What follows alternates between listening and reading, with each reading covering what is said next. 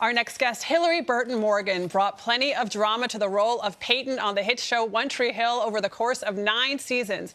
Now she is sharing stories from the real world as host and executive producer of the docuseries True Crime Story It Couldn't Happen Here, which is in its 3rd season. This week's episode spotlights a case in the small town of Brownstown, Indiana. Take a look. In 2021, a young 23-year-old mother, Tanisha Chappelle, is a detainee here in the Jackson County Jail.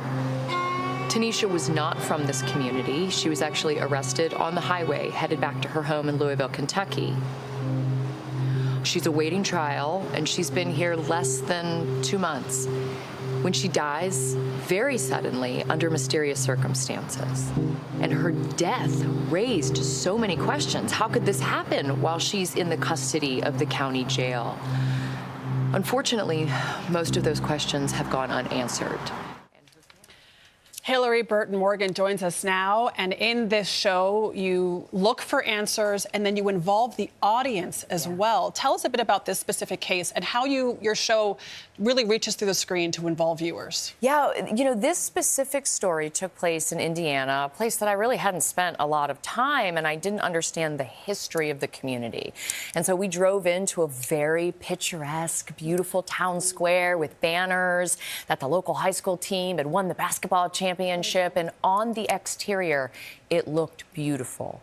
But we also knew that there was a young black mother who was not from the community who died while in police custody in the county jail. I mean, she hadn't been convicted of anything yet. And so it raised a lot of questions and also made us take a look at the history of the community.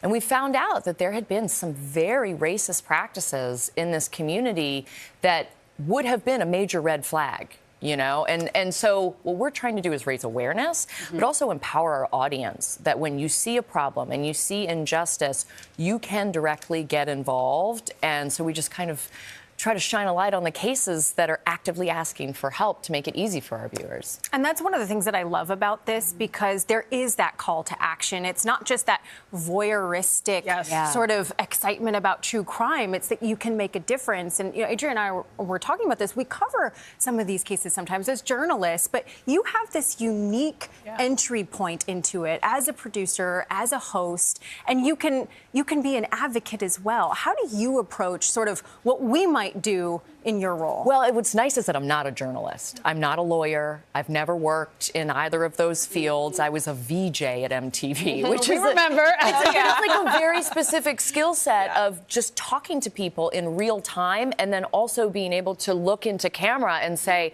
can you get involved? Can you help? And so for me, I'm allowed to have a bias. I'm allowed to have an opinion. I'm allowed to ask the infuriating questions that I know the viewer at home is asking. So it is a different set of rules, but I think people are looking for an opinion these days. People are looking for someone to take a stance. And so on our show, we offer up every single angle of the story. We talk to law enforcement, we talk to family members, we talk to community members, we talk to attorneys, and we let the viewer at home decide how they feel about things, because we understand the viewer is intelligent. They're going to come to their own answer. You end one episode asking the family, what do you want viewers to know? And one of a family member of a victim said, call the FBI, get people involved. Yes. Your viewers have taken action and it's made a difference. But I also want to talk about just the incidence of these crimes in America. I mean, more than 30% of missing women's cases are Black women and girls, Indigenous women also disproportionately high. Did you make a decision to try to highlight some of these cases? I don't think we had to make a decision. I think those are just the facts. You know, when you're like you said, when you're looking at the percentages, when we are looking at cases in small towns, the calls that we get, my DMs are flooded right now with people asking for help. And the violence against women, against marginalized communities, just far outweighs any narrative that has been put into the media before about stranger danger. It's not stranger danger, it's someone you know.